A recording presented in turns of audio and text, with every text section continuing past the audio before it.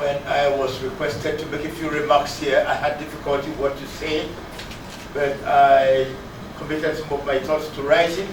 I hope I will be speaking in the right direction. I am grateful to His Excellency, the Indian High Commissioner, and other officials of the High Commission for the privilege of participating in the celebration of this Constitution. I feel even more honored to be allowed to speak at this ceremony. At a time when violence seems to be prevailing and when the hand of dictatorship is everywhere to be seen, I am happy that it is the law that we gather to celebrate. A time will never come when mankind will cease to celebrate the law. Law is written in our hearts. It is a part of our culture and consciousness. However good the laws are in our hearts or in the statute books, they are not self-enforced. They require action on our part to enforce them. That is the commitment that is required of us on a day like this, a commitment to observe and enforce the laws. Otherwise, the Constitution can only give theoretical satisfaction and will have no practical value. In celebrating the Constitution, we celebrate life. We celebrate peace. We shall never celebrate lawlessness. We shall never celebrate violence. And the fact that the nation of India celebrates the Constitution here in Nigeria is a sign that the boundaries of the nations are breaking down. Whether we like it or not, the world is moving towards unity. That is how it ought to be. The lion of pride and intolerance shall lie down together with the lamb of peace and humility. Let us celebrate the Constitution in spirit. Let us celebrate it in truth.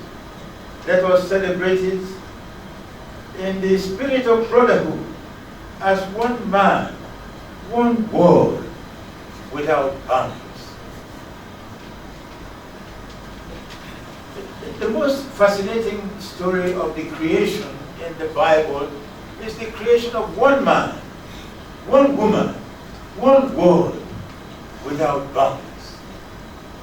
And that is the world of our dream. That is the world that we must work to achieve. A world of peace, a world without boundaries. This celebration affords me the opportunity of expressing my gratitude to India for all the inspiration and guidance that she has offered to me.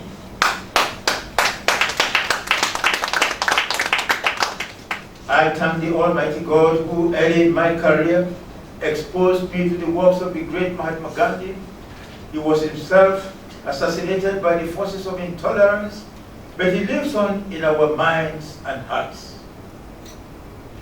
Generations upon generations forever will continue to be inspired by the example of Mahatma Gandhi. He symbolizes the good India. Let all those who seek immortality follow his example of selflessness and sacrifice. India has come to symbolize commitment to peace, to non-violence, and to truth. As we celebrate the Constitution, it is right and just to remember the men and women everywhere who have demonstrated commitment to the rule of law, to discipline, to dedication, and sacrifice. Mahatma Gandhi gave credit for his philosophy to India, saying that it was part of the Indian culture and tradition.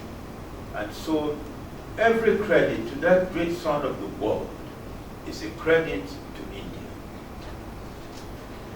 India was a struggling nation at the time when Gandhi predicted that the future of the world lay with India.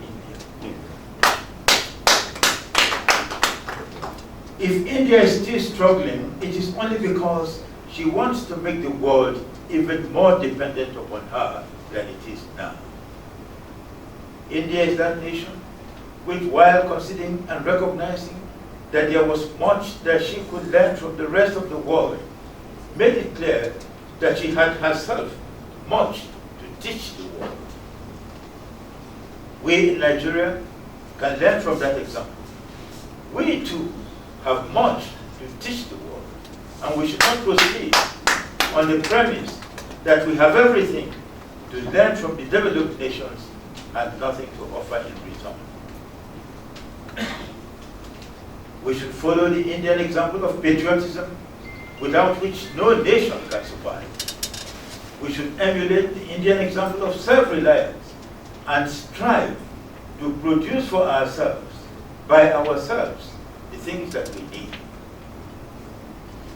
Like India, let us endeavor to do without the luxuries produced by other nations and make the sacrifices that enable those nations to produce those luxuries upon which we have become so dependent.